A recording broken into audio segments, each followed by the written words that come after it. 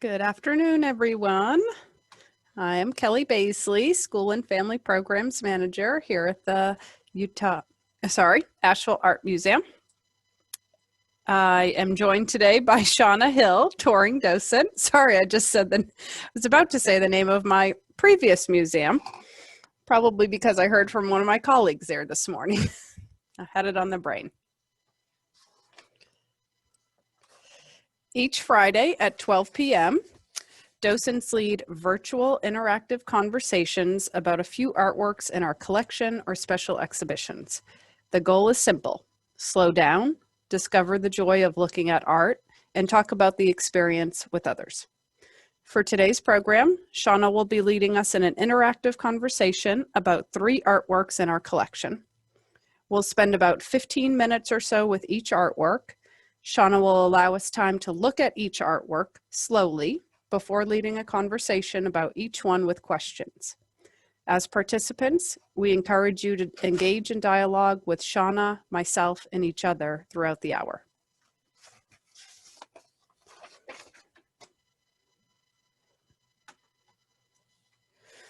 Right now, everybody's microphone is muted by default.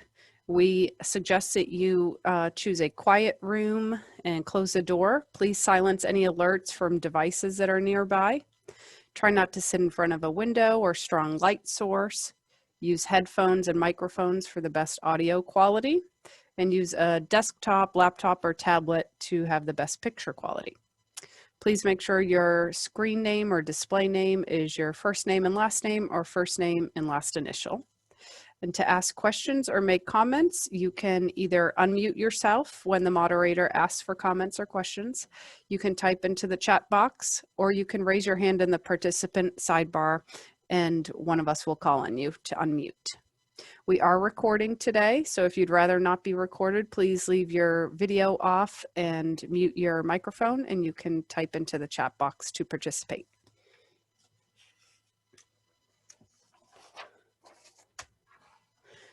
Do we have any questions right now? All right, Shana, what will we be talking about today? Unmute yourself first. I am muted. Welcome, everyone. There you go. Thank you.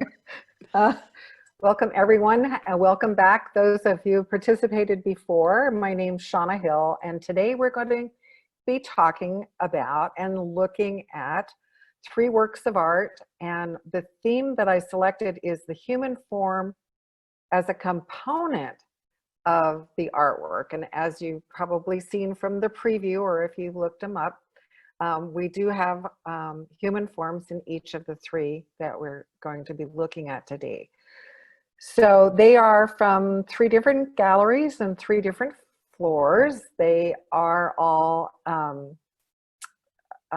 currently in our own collection, and a couple of them have been rotated in since we reopened after the COVID shutdown. So if you haven't seen them, I hope you'll be excited to see them after we discuss them a little bit more.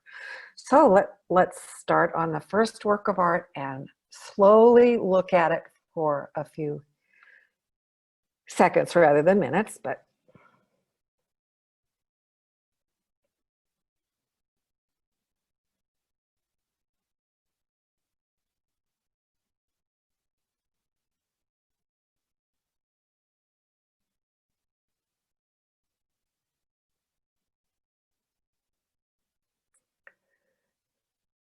so let's begin. What is it that we are looking at? What are you seeing? Anyone want to start out? I was drawn to the triangle in the center before actually discerning that all of the yellow mustard goldy colored are actual people. And I could almost think of the pink triangle as being the heart in the center of a human form. Oh, that's interesting. So what drew you to the center one? Yes, I mean the colors are striking because of the purples and the blues, but I was definitely drawn to the pink triangle, and obviously the form of the three people around the triangle are smaller than the ones for each of the triangles. It's very interesting. So what else are we seeing? Barbara, you're muted. Unmute, Barbara. Out there. Sorry. When I first looked at this on the website, I did not see the people. And so it makes it a lot more interesting to me to see the forms all around. So what can you say about the forms? What do you? Well, they seem to be uniform except for their size. And I don't know, being a preschool teacher for some time, it makes me think of baby bear, mama bear, and papa bear, but it is the different stages of man or development. I don't know. Okay. The different sizes. So you're noticing, go ahead. You're noticing the different sizes and thinking about preschool. Is that what you're saying? Well, and then I'm just pushing it forward a little bit more intellectually, that it's like maybe the different stages of development, being small, being teenager, being adult. Maybe it's relating to the stages of life rather than, the size. Okay. So you see it as a progression sort of as they grow from the inner triangle to the outer triangle. Yes. Yeah. Okay. Anyone else? Laurel, Carly? I think it's Virginia? Yeah. It's very graphic, and also very contemporary. But the figures, to me, are also very primitive. So I see a strong Egyptian influence in this for several reasons. One is the triangles and the pyramids. Another is the figures have a sarcophagus look to them, to my eye, and the braid, the hair coming down. So I see contemporary and I see ancient all at one time. But I'm like you, Barbara. I didn't look at those and realize they were figures at first. Right. So especially the thumbnail, it's so small. Yeah, that's true too. Did some are the stomachs Go ahead. Triangles, and some of them have their backs against the triangles. So Yes. I didn't realize that. Yes. Mm-hmm. So you're seeing that they're alternating front to back, Laurel. Is that right? yes. So their feet are kind of like toe to heel. I noticed that as well. I like that Egyptian. I had not thought about that one before. The Egyptian influence and maybe the line type drawings that they have on the walls of some of the tombs could be there. Also side view. Sometimes the faces are side view in the pyramids or in tombs, Egyptian tombs. That's interesting. Yes. I don't know why this just hit me, but it looks like they look like women and they might be pregnant. Their stomach is kind of out, and they could be pregnant, these ladies. It looks like they are, I don't know. So what would you say to that? What do you think would be? That will go back to someone said earlier about the heart, and when they're smaller, they're nearer to the heart of the mother because they're inside during gestation. And I'm going back to my stages of man. I'm trying to look, that's, I don't know. Does anybody else see that, or am I, their stomach, they seem to be curved out of the abdomen. Definitely. Definitely I see that. Are there arms or no arms? I haven't quite seen that myself. Sarah, did you have something you wanted to say? Yeah. Yeah, I have this very strange idea. First of all, I'm taking a look at, in addition to everything that's already been mentioned, each figure has in the exact same place 2 holes that don't normally belong in the human anatomy. And I don't know what those holes are, but I was thinking that because the figures are so similar, you could probably put them together and come up with a rounded 3D figure. Do you know what I mean? If you actually cut them out and put them back to back, you would wind up with a 3D figure. Interesting. So you're thinking that they could be put together to become sort of, well, a solid figure. Well, they could, or they could, I mean, what are the holes for? I was trying to figure out what is the significance of the holes. They could dangle from a mobile. They could be part of a wind chime. I mean, I'm just trying to think of what the holes are for. And that's what I was focusing on. They'd make a great necklace. So I saw them as mannequins, and the arms had been taken out, at least for the ones around the shoulder. Did anybody else kind of see that? No. That's why it's so wonderful about these, is everybody sees something a little different. I love it. So would you think that the main focus of this was the humans or the graphic? Any takers, or do you think it has to be all one? I think when you first look at it, because the contrast is there, particularly with the figures being in the gold tones and the rest of the palette being different. At least my eye sees the geometric forms, but then you have to look at it to see the figures. Okay, so Kelly, can you get the comment from Carly? I'm not seeing the whole Oh yeah. comment. It fluctuates for me between the triangles and the figures. So you're saying it's not necessarily one primary and one secondary component. They're all the same, or you're attracted to the human forms and then you're attracted to the triangles. Is that how you would be saying that, Carly? Yes, all right. And Micah Jean said she finds it spiritual in nature. Oh, Mika, yeah. If And what makes you say that, Mika? Can you say something about the spiritual? Almost like a mandala. Oh, like a mandala. mm-hmm.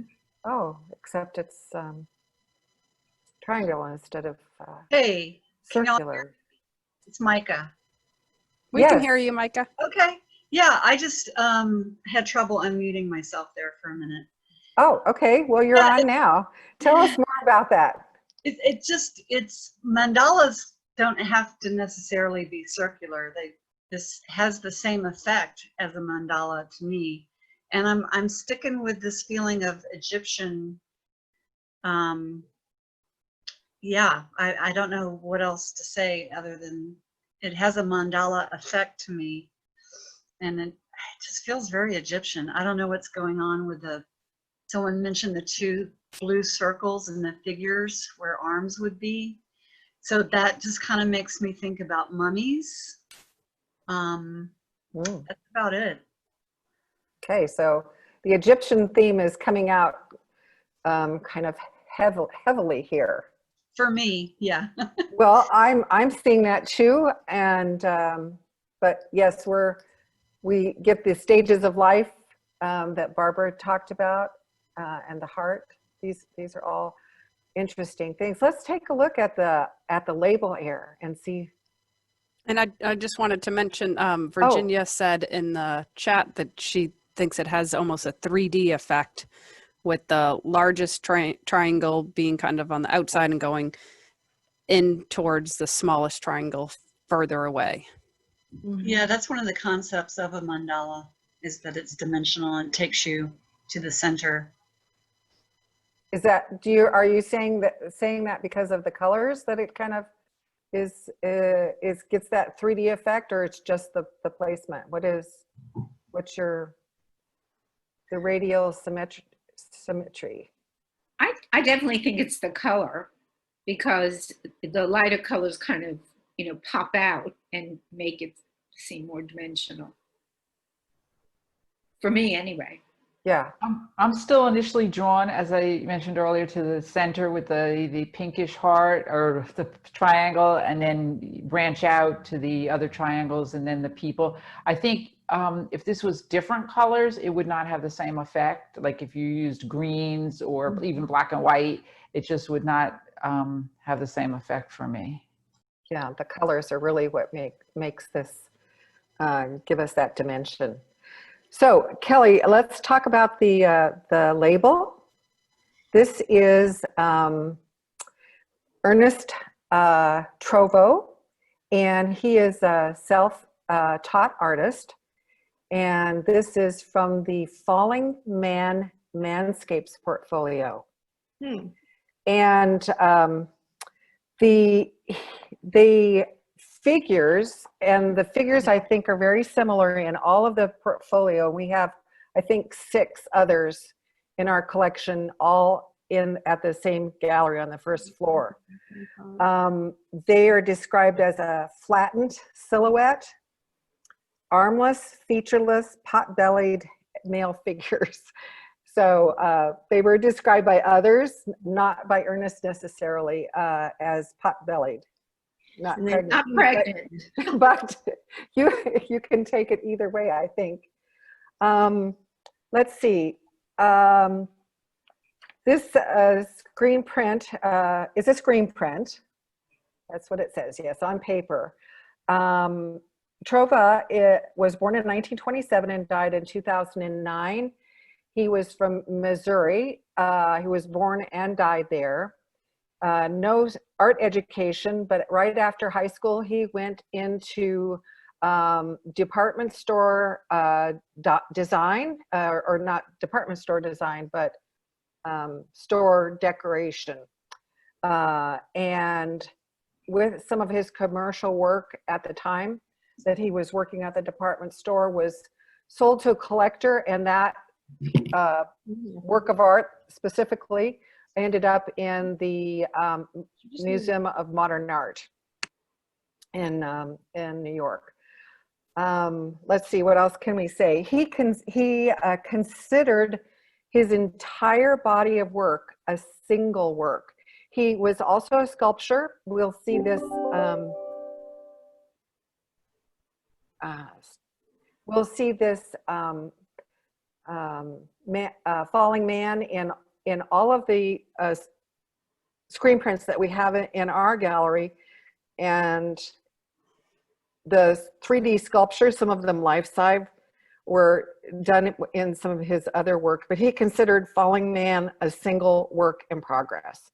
So even though he has many prints, many sculptures, they all are on the same theme.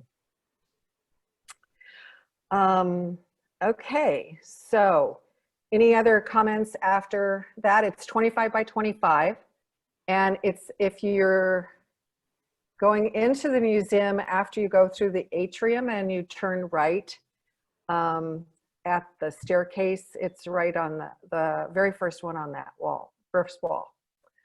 I would just say, this is Micah, I've never heard of the concept that an artist, that his or her entire body of work is one piece of artwork, that it's a progression. I've never heard that concept before, and I find that really fascinating. And that was those were his words. He said he considered his entire body of work a single work in progress. Yeah, I took a look online and I see that same quote. That's pretty amazing and fascinating to me. Yeah, I think that is too. But the fact, it's the same theme. It's a I would liken it myself to like an Andy Warhol, who took different consumer goods and then repeated them and looked at them a different way, and then repeated and revised and repeated and revised. anyway, that's my opinion. It's not necessarily written down anywhere that I could find. To my eye, this profile, this figure, and all the figures I'm seeing in his body of work have a very female look to them. They don't look male to me. They are not portrayed as a male figure typically would be seen. Okay. So he could be using falling man as man in general, as the generic man, Could as be. opposed to a male versus female. Right. So I agree with Julie. I hadn't thought of that. They look very feminine to me. I mean, of course, that they're pregnant, but I think there's also something about the hairline and the possibility that that's long. I don't know. There's just something feminine about them. Well, they have that sloping, softer forehead. You know, men have typically a larger zygomatic arch, or that bone that goes across the eyebrow. They don't have that. They have a soft, sloping profile. So they just look they look female to me. But his work's interesting. Yes, I thought so too. Or androgynous. Androgynous? Yes, androgynous. I like that description as well. So continuing the theme of the human form, let's take a look at our next work of art. Our next work of art is a sculpture. It's actually hanging, I think, on the second floor. And let's take a minute or so to look at this sculpture and then discuss it.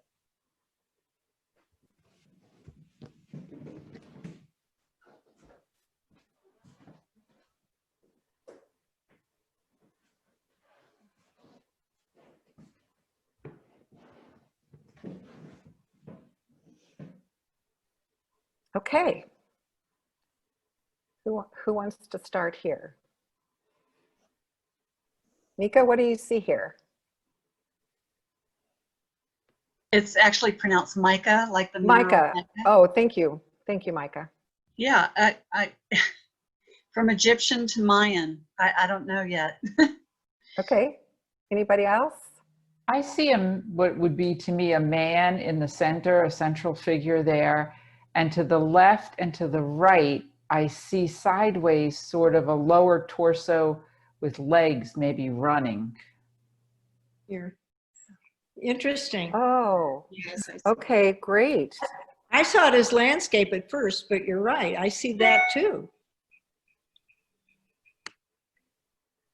So some people, I actually saw it as a river, so that's part of a landscape. But yeah, that's interesting. The legs that are possibly running. What else can we see?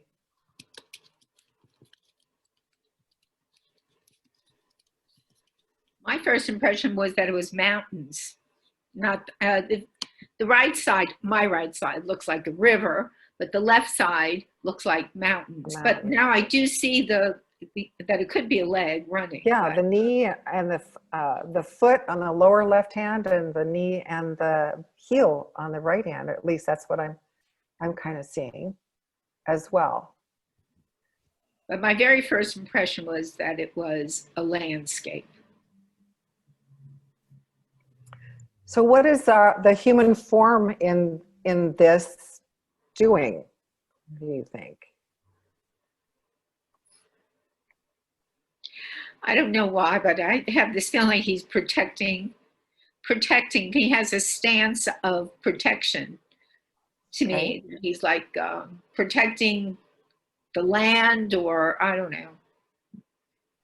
And why do you say that, Barbara? Is it? Well, the stance of his legs, the way they are positioned, and his arms, it seems to me that he's like blocking, maybe the door. Protection. I don't know. He just seems like that's what his stance says, something of, I don't get aggression. I feel protection. So he's not lunging forward, but he's standing firm. His weight is solid on the ground, and he's standing in front of a door, maybe protecting that door. That's my feeling. It almost looks like he just kind of jumped from somewhere and landed there, very like in a firm position.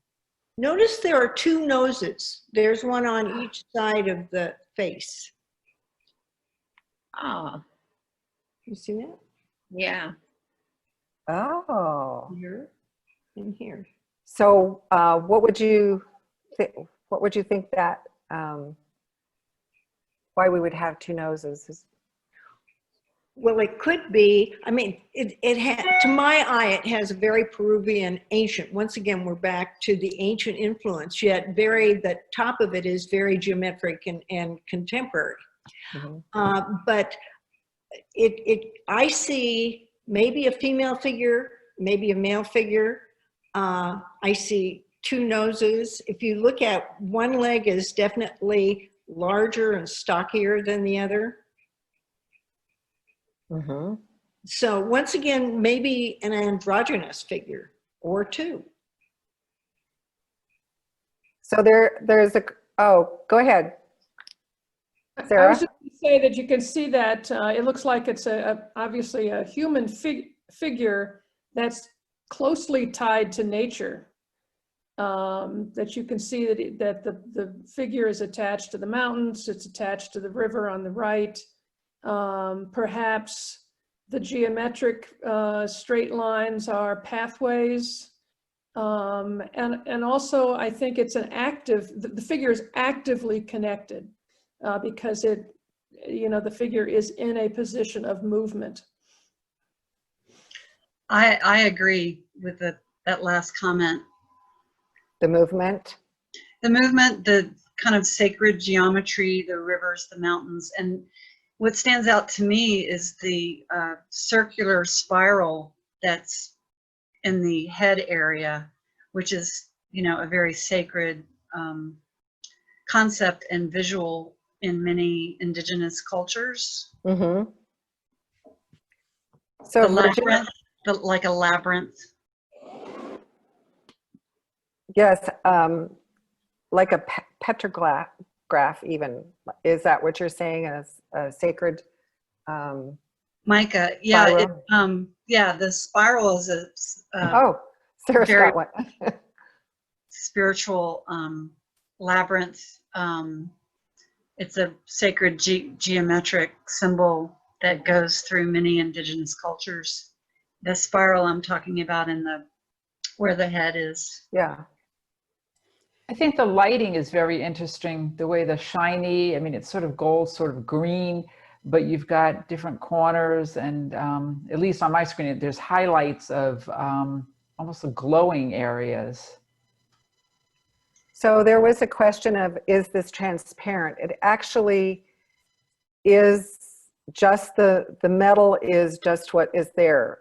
This particular work of art is hanging on the wall.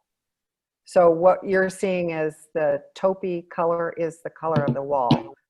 So Laurel, the gold and the highlighted metal is actually part of the sculpture. And Carly, you said it gives you the feeling of a circuit board, a little bit like he's looking in both directions to be aware of his surroundings. I got that also. When we talked about the two noses, I immediately thought that he was turning his head left and right after you said that, which I had not observed before. So let's go to the label and talk about the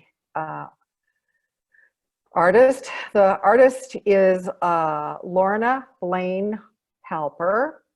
And she is a Black Mountain College graduate, and that's one of the reasons. This is one of, I think, 6 that we have. This one is on the 2nd floor, and I think we have 4 in the cafe. Lorna was born in Boston in 1924, and she died in 2012 in New York. She grew up on Long Island, attended Chatham Hall in Virginia, enrolled at Barnard College, but defected to Columbia Art School. I'm not quite sure what that means, defected. While at Columbia, she heard about Black Mountain College and wanted to go there, but her parents had heard rumors of communism and nudism and said, absolutely not, she's not going to go there. Well, a couple of years later, she did make her way there, and she is one of the women of the Black Mountain College. Also a good friend of Ruth Asawa. She later recalled that you have to grow up somewhere, and Black Mountain College was a wonderful place to grow up.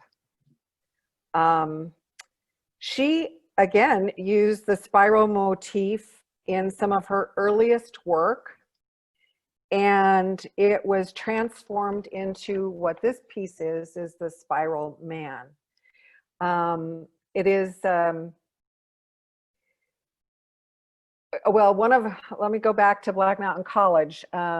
She really liked Joseph Albers, and her mother was concerned that the exercises that Albers was putting her through were too tedious, and so she had asked about that, and Lorna said Albers was teaching her to see the bones and the muscle of the visual world. And so I can see these, after having heard that and looking at the work of art again, I see the bones of this piece.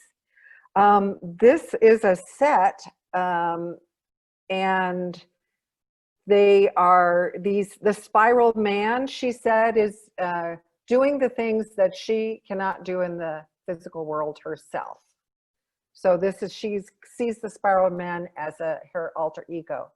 She also did this is three-dimensional sculpture, but she also did the head of Spiral Man in a large bust I found on the internet when searching her out.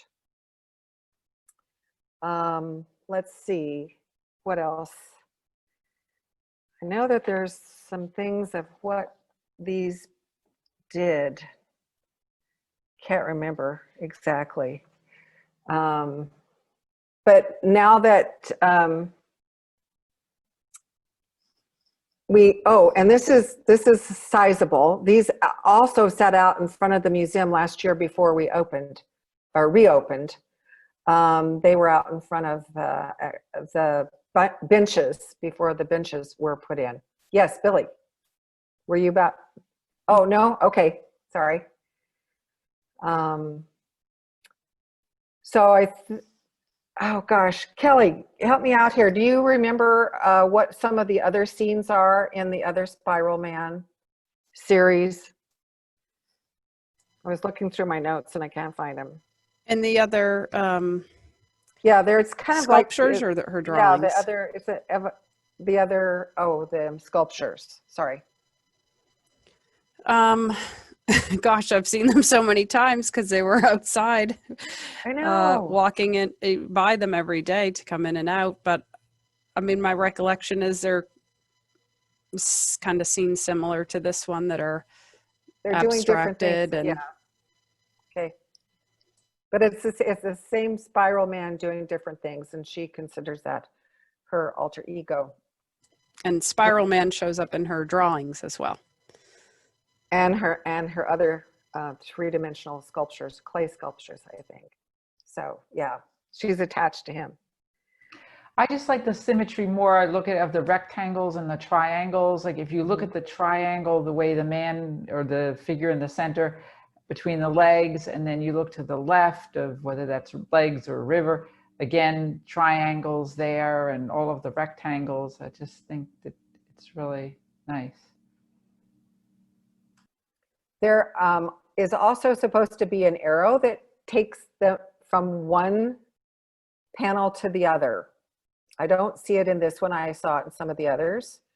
That talks the series of the panels, or have an evolution, or are connected to each other, and there's supposed to be an arrow. But other than the right knee possibly being an arrow, I don't see another arrow. How many are in the collection, did you say? I think there's 6, but there could be less. I know there's 3 upstairs in the Perspective Cafe, this one on the 2nd floor, and we could have another one someplace else. But they're all, oh, okay, here we go.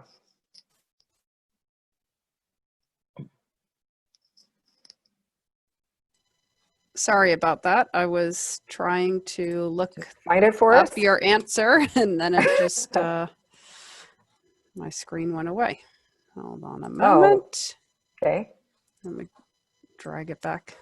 It just covered up my.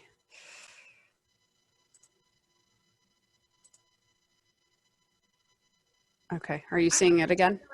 Yes. I'm going to say it also gave me a feeling of maybe like indigenous person protecting the environment, and the angular things in the background being the city. I don't know. It just gave me that kind of feeling when I looked at it. Yeah, when we talked about the stance and the protector, I also thought of an indigenous person protecting the land. I didn't see the city. Do any of you see the Nazca lines from Peru? No. If they are ancient representations. In fact, they just found one recently that's a cat, but they are in the Peruvian countryside, and they depict.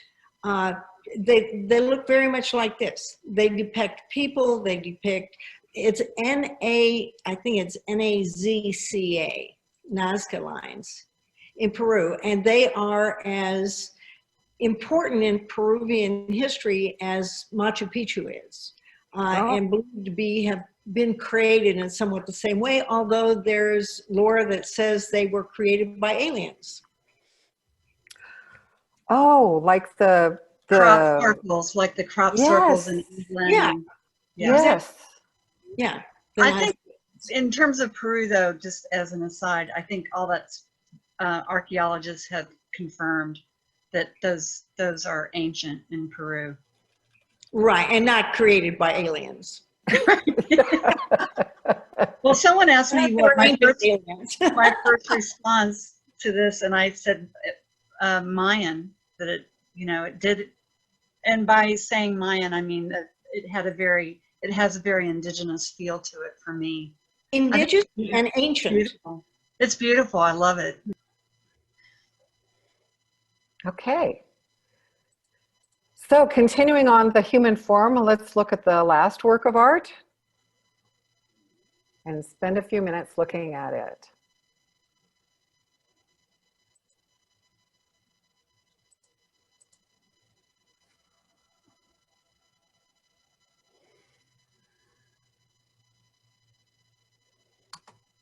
Okay. Anyone want to jump in?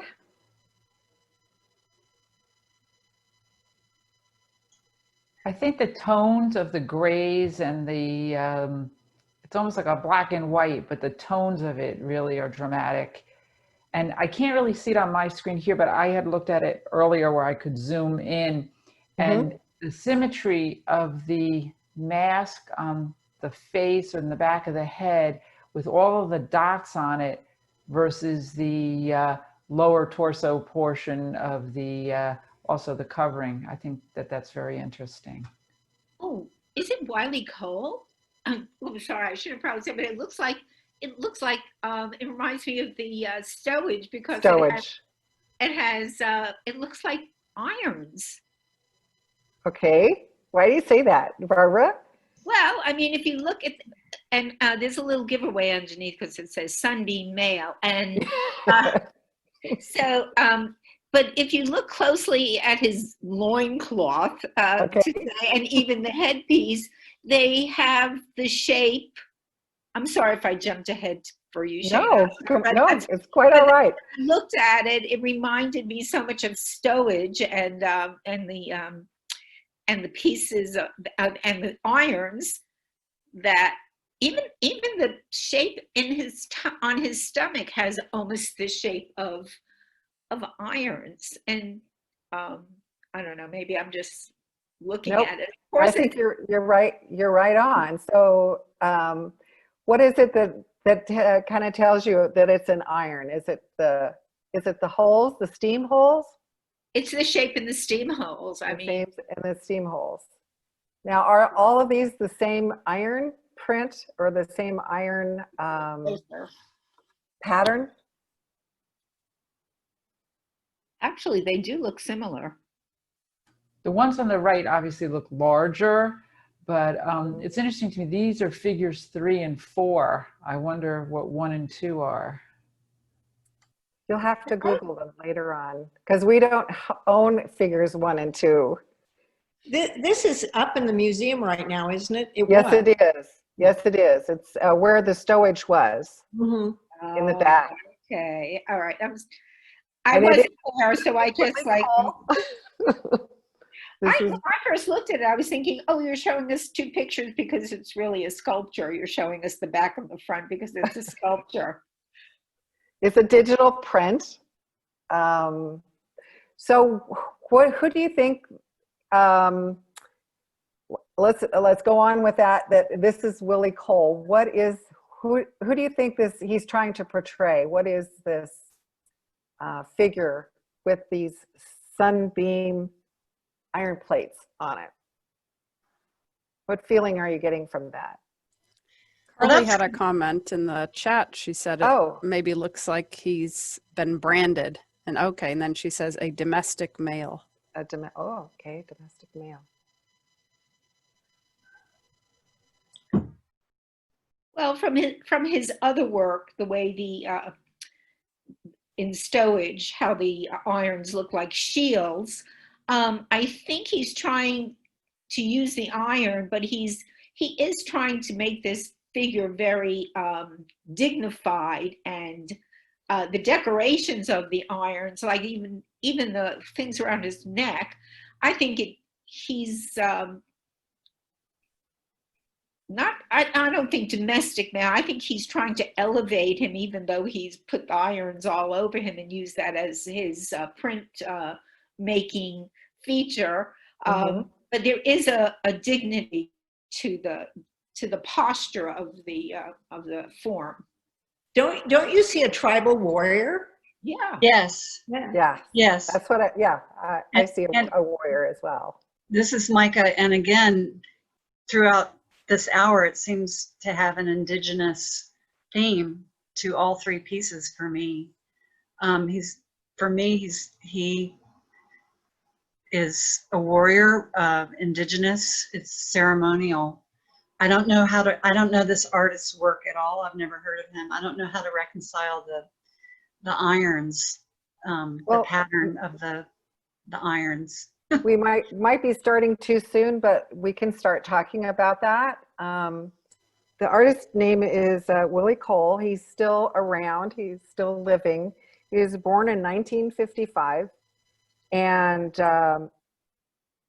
has lived his entire life, except for when he was at school in New Jersey. Still has a studio in New Jersey. Let's see. He originally, after graduating from many art schools, he took art classes at the Art Students League of New York, Visual Arts in New York City, and Arts High School. So from a very early age, he said he knew he wanted to be an artist. But he started out in graphic design and illustration, and then came around to doing found art sculptures. But there's a number of interviews out online where he talks about his works of art. And in one of the interviews, he said one day he found a flattened iron plate on the ground. The face of the iron had been discarded, and it was just the plate. And he started experimenting with this one iron faceplate, photographing it, and that led him to like a word association. And I'll tell you the word associations. The first one was iron. The second one was Ogun. And Ogun is an African god of iron, or an African god of war, Ogun. Africa was the third word, black, servant, and slave. So that was his word association that he started getting with this one piece of faceplate. And then he started collecting them and doing a lot more with them. But he was inspired to put them together, not only his iron pieces, but he has a number of other found objects that he uses. In stowage, he used an ironing board, but he said that was inspired by his 8-year-old son's transformer toy. That he saw that you could take this toy and it starts out as a car and you unfold it and it starts to become a human being and so forth. So that has led him to do a lot of the work that he was doing here. The first two figures, number 1 and 2, look like, instead of the iron faceplates, they are scorch marks on the body using the iron faces. So you know how if you left an iron on a piece of material for too long, it gets scorched. So that's what they're first, but they're all 4 in this series are called the Iron Man. So the iron has been an inspiration for him for decades. He's used it in a plethora of works, and he's used plastic bottles, gas hoses and nozzles, and women's high heel shoes, which that's interesting to Google. Anyway, Willie Cole, and this is very large, 61 inches by 44. And it actually is one piece, I believe. Kelly, it looks like it's 2 pieces here, but the print is on one sheet of paper. Yeah, she's nodding. Yes. Yep. You have a couple comments in the chat that okay. make some interesting points.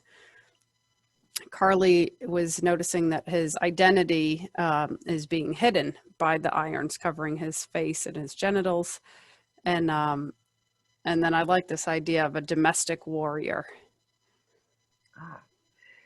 One of the other things about his background is he likes to connect the pieces that he finds with a memory.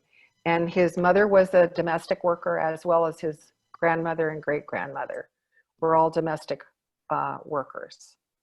So the ironing board gives them, and the iron and gives that memory for him. And his name is Willie Cole's right underneath the name. W-I-L-L-I-E, Cole, C-O-L-E.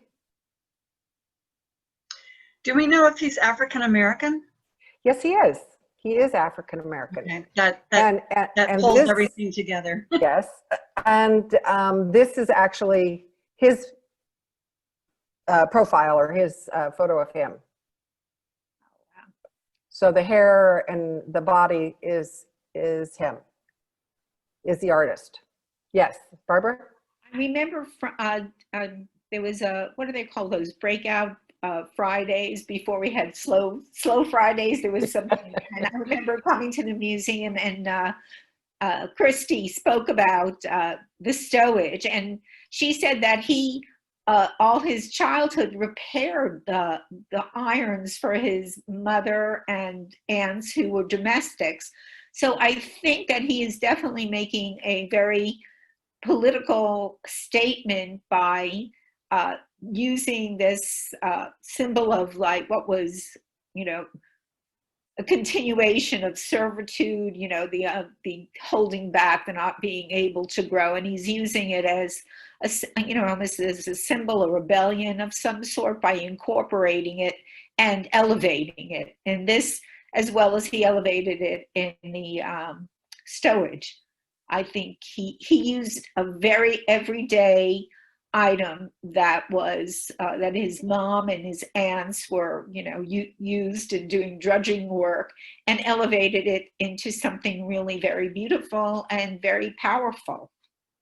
Well, that's how I feel anyway. Yes, yes, I heard that. I didn't remember everything that you remembered, but I was disappointed when that came down, because I was looking forward to using it in a tour. And then when I saw this one come up, I said, I want to have that. So Kelly, any chance that you could pull up stowage for us? I know we didn't plan it, but we have a couple of minutes. Let me see if I can find it. Yeah, let's see. I found a picture of him. I'm going to try and show it to you. I don't know if it's going to come through, but hang on right here. I can't get my video. There we go. Oh yeah, that's his shoe chair. Yeah, he's beautiful. Wow. Look at that sculpture he's sitting on. High heel shoes. Yeah. Thank you. Thank you for sharing that. Sure.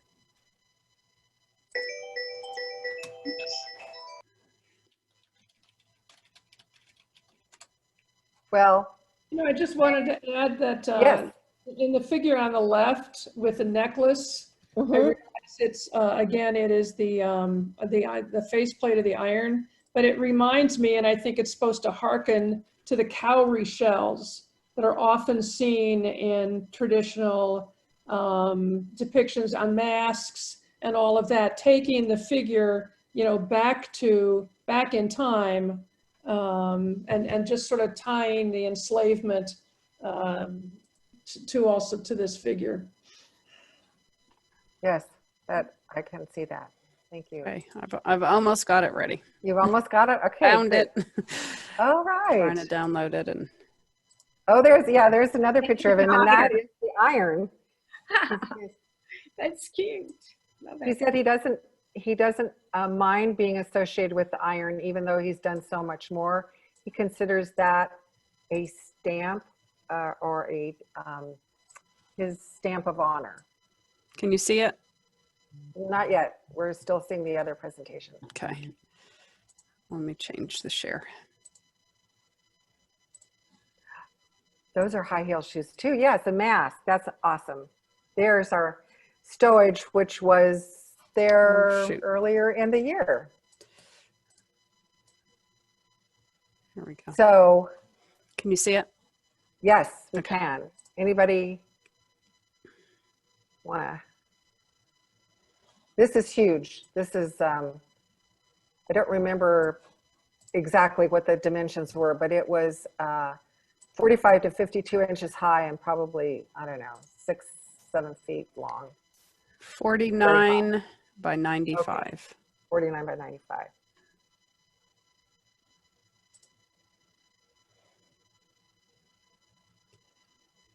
And it's named stowage. Anybody want to take that one on? Before you get the irons down, and the first time that I saw it, it looked like a boat, a wooden boat. And to me, this is to me, and I've heard other people say that as well, then it looks like rows of slaves that were in the bottom of the boats that were chained together to come to the new world. But it is actually an ironing board. But that's how he makes his connections. Carly's saying she guesses the different designs could maybe represent different tribes. So that's a good point. On this one, you're seeing different patterns on each of the iron plates. That's perfect. That would be perfect. Iron, different tribes that were contained in the ship. And doesn't the word stowage refer to the Yes. Yeah. Cargo. to the cargo in the ship? Yeah. Yeah. That's incredible. Wow. It's powerful. I love it. I love his work. It's really wonderful. Me too. I was after that, Barbara, I was there too at that Breakout Friday. And after seeing this one, I was hooked on him. Yeah, I'm sorry. Heartbreak. It took me a minute to remember when you kept saying breakout. I'm like, what was that called? Heartbreaks. I think we all want to break out of our homes. I think that's it. Well, I'm glad to see that it's replaced with another one of his works, because I think he's a really powerful voice for African American males, and I'm glad that our museum represents that feeling and that power, and I don't know, rising above. I don't know. It's just, I love it. Yeah, I would, during my research, there was just 100 sites that I could go, but there was one site that I kind of there was like 20 interviews with him, and because it was a subscribed site, you only got to see 1 or 2 free, but they were well worth it. And YouTube also has a number of interviews with him and some of his other works, because he's done a whole section of just ironing boards, and he did name them, Barbara, for his mother, grandmother, aunts, and great aunts that all were in the domestic business, and their friends. So he had names for each one of them. Well, I hope you'll share those websites with Judy and Rulinda, so that we can all. I shared one right away, and then yes, I will share the rest of them as well. But, you could just send them to me. Okay. I would love to look at them. Thank you. Okay. Well, thanks everyone. This has been fun. I really appreciate your input and your participation. I learned a lot today from all of you, and I'm going to look up that NASA lines. Yes. Is that what it was, Billy? NASA lines? Yes. Find out more about that. Yeah. Well, thank you, Shana. Oh, sorry. Go ahead, Micah. Oh, I was just going to say you could just Google sacred Peruvian lines. Yeah. Okay. If you have trouble with the spelling. With NASA, okay. Today was Shana, for wonderful. leading the discussion. Yeah, thank you everyone for participating and joining us today. Another good Friday afternoon. We hope you'll join us next week. We have Finding Stories in Faces and Expressions. And that's going to be led by touring docent Megan Pyle. And we hope everybody has a great rest of your day, and we'll look forward to seeing you soon. Today was fascinating. Thank you so much. Thank Stay you, safe, everybody. Bye. Loved it. Bye, everyone. Bye. Bye.